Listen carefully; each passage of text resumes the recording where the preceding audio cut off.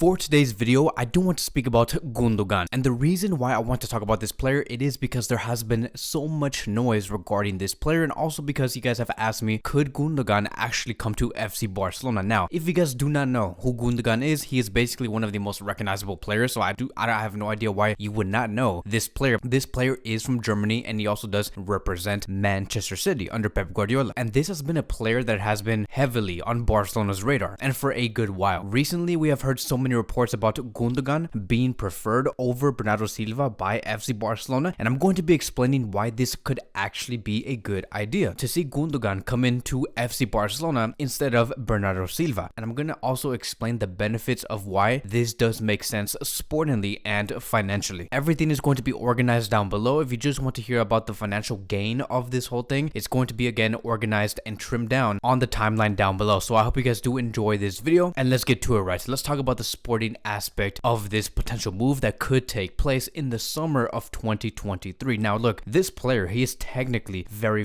good. I still think though that his best version was showcased back in Dortmund when he played under Klopp, not necessarily under Pep Guardiola. His best version has been under Klopp, but either way, he is still a great player. And the more that we have been progressing through his career, seeing how he does evolve as a player, he has ultimately become a organizer on the pitch. That is what Gundogan is. He is a great organizer with the ball, and that is what Barcelona is going to be getting if they bring in Gundogan, is a organizer type of player. He is going to be one of those interiors that would be like sitting next to either Frankie de Jong if he were to be a pivot, or Busquets if he were to also be a pivot. Gundogan has always been that backup player and to always receive the ball from the pivot player, and that has always been very important in Xavi Hernandez's game, is to have another interior sit next to that pivot, whether again is Busquets or Frankie de Jong, and receive the ball and organize the play. And we have seen this throughout the past like 4 to 5 months in Xavi Hernandez's system. We have seen Pedri sit very deep, be like that double pivot with Busquets. We saw that against Bayern Munich. You guys can literally go see Xavi Hernandez placing Pedri in a very deep position. We have also seen Frankie de Jong being placed in a very deep position, playing right next to Sergio Busquets, and also with Gavi. So he has used almost all of his interiors in very deep positions and to receive the ball right next to Sergio Busquets, but that hasn't been the best solution for Barcelona overall, because sometimes we do miss that creativity up top. Sometimes we did not want to see Pedri sit that deep because we wanted to see Pedri sit much higher up the pitch and connect with Lewandowski. And Xavi Hernandez has been really trying to find that balance, right, to see who could be that player to sit next to Busquets, whether that's Pedri, Frankie, or Gavi. Bringing in Gundogan would basically give Xavi Hernandez a much more stable option, and then to just focus on Pedri, Frankie, and Gavi to play higher up the pitch. Gundogan can take exactly what Xavi Hernandez is looking for. He's also a much deeper player compared to Bernardo Silva. I think that Bernardo Silva does enjoy to play higher up the pitch compared to Gundogan. So we are getting a very different profile, but I think it would suit Barcelona much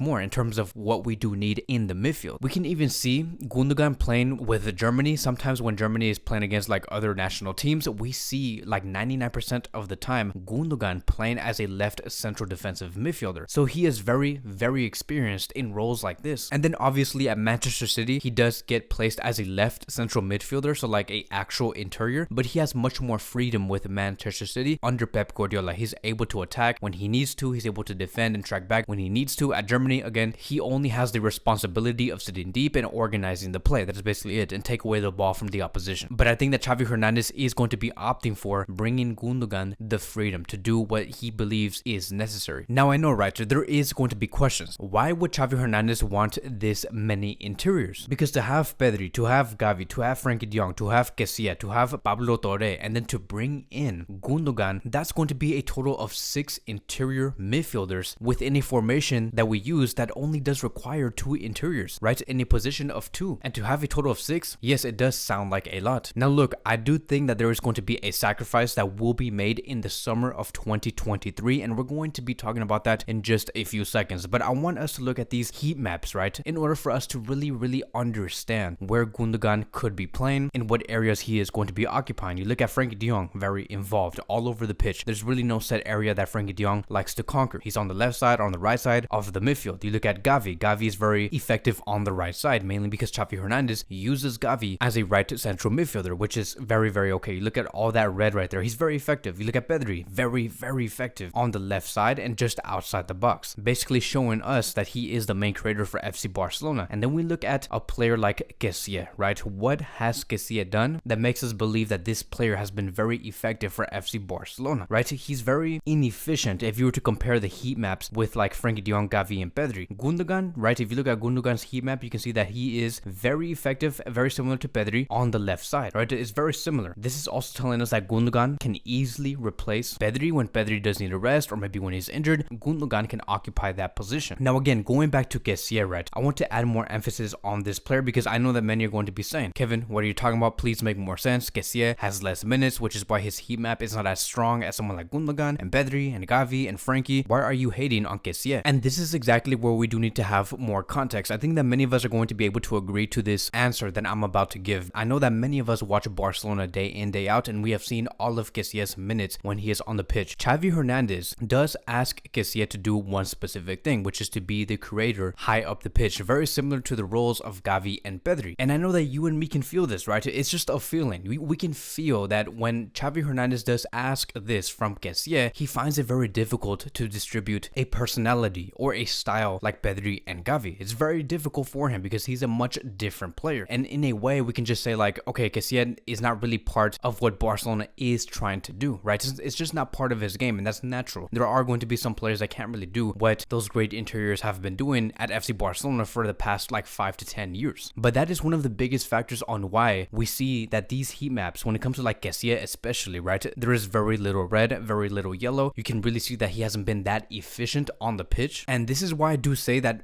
we might see in the summer of 2023 Xavi Hernandez and Mateo Lemán saying, okay, look, Kessie, he's a great player, but I think that we can have a better and stronger fifth option within the midfield, which is going to be Gundogan. If Xavi Hernandez could switch Gundogan for Kessie, that is going to be a huge plus for FC Barcelona football wise. And then let's compare Gundogan and Kessie when it comes to different style of passes. You can see that Gundogan is much more superior to Kessie when it comes to accurate smart passes percentage. When it comes to key passes per 90, again, Gundogan wins. When it comes to passes to the final third per 90, again, Gundogan wins. We look down at the passes to penalty area per 90, again, Gundogan demolishes Kessie. When we go to the through passes per 90, again, is Gundogan over Kessie. Accurate through passes percentage, again, Gundogan is over Kessie. Even with the deep completions per 90 and the progressive passes per 90, Gundogan is yet again over and over and over Kessie. So it would be a huge upgrade. And the other question I do want to address when it comes to bringing this player in is, okay, look, why would Gundogan come to FC Barcelona when he is 32 years old and Kessie is 25 years old? We have already explained on why it would be a huge positive for FC Barcelona to switch in Kessie for Gundogan. And I think that Gundogan can also give 3 very solid years. It would be a huge win. But most importantly, right, on why the age does not really matter in a swap deal like this, Gundogan will come to this club for free. Barcelona do not have to make any sort of investment towards Gundogan at all. Now, when it comes to having answers on whether Gundogan is going to be renewing with Manchester City, there has been many sources stating that Gundogan will not make a decision regarding his renewal with Man City until the spring of 2023. So Barcelona cannot necessarily lose on a deal like this if we send Kessie to like a market within the Premier League, because there has been many Premier League clubs that do want Kessie, and we sell him for about 25 to 30 million euros, which I think that many EPL clubs would love to do and pay for, and then bring in Gundogan for free. That would be a huge win for FC Barcelona. And I can see this happening. I can see Barcelona once again going into the free agent market like what Mateo Lemán did say a few weeks ago, save cash, save more funds, and then again continuing to strengthen our squad. If Gundogan can be our fifth option to Pedri, Gavi, Frankie, Pablo Torre, that will be a huge win. So that is it, right? That is going to be the